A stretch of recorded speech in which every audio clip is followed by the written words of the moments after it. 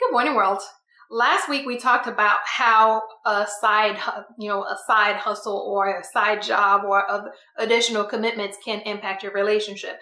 Today we're talking about 5 steps that you should take when considering a side job or a second job or any type of additional commitments other than the work commitment that you already have. First is to take time to consider how this commitment will impact your relationship as well as your life and overall.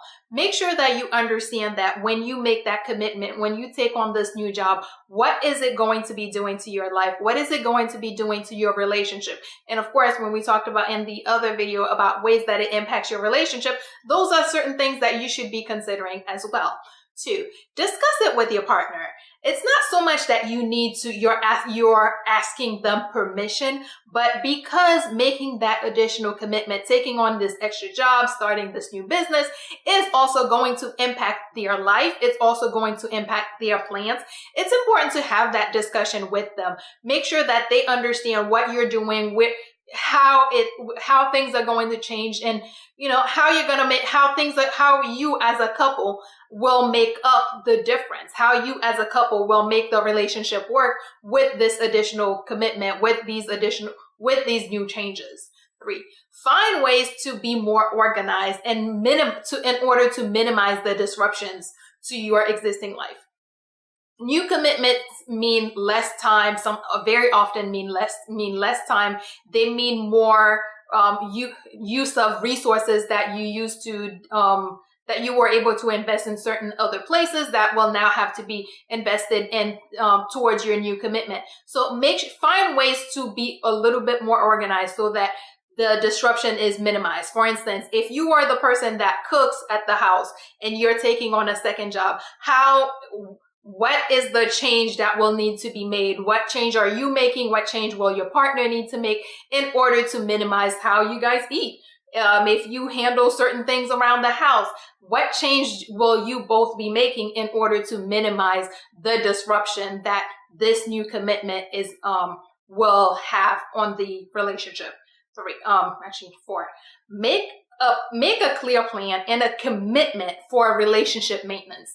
Because now that you are taking on this new commitment, now that you have this new engagement, this new thing that you're doing, that's taking you away from being home and taking away from the time that you had to invest in your relationship, it's important to make a clear and a plan and a commitment in order to make sure that you're still doing all those relationship maintenance things that you did. You're still taking time to spend with each other. You're still making time to spend with your partner. You're still doing fun things in order to make sure that, hey, after 3 months or 3 years down the road, that you and your partner aren't going to be strangers passing in the house. Make sure that you're doing those things so that you're staying engaged with each other, so that you're staying committed and staying involved in each other's lives.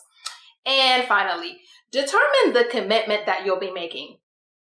Because a lot of times, it may be that, hey, this is something I'm doing for 3 months. A lot of times I know people have this tendency to take on a job for Christmas shopping, or they'll take on a side job to do for a special project or some special expenditure they have coming in. Determine what that time commitment is that you're making. For instance, if you're going to be doing this for 3 months, for 3 years, is it going to be a 3 days a week or a 2 days a week? Or how much of your time are you going to be investing in this new, whether it's side job, new business, whatever it is going to be? Make a determination of what the investment, what the commitment is going to be, so that your partner has a better idea and can plan around that. Quick recap. 1, take time to consider how your life and your relationship will be impacted by this new decision.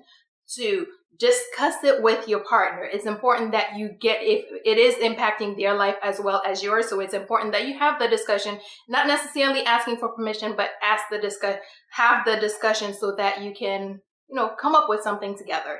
3, find ways to be more organized in order to minimize the disruptions that happen in your relationship as well as in your life overall.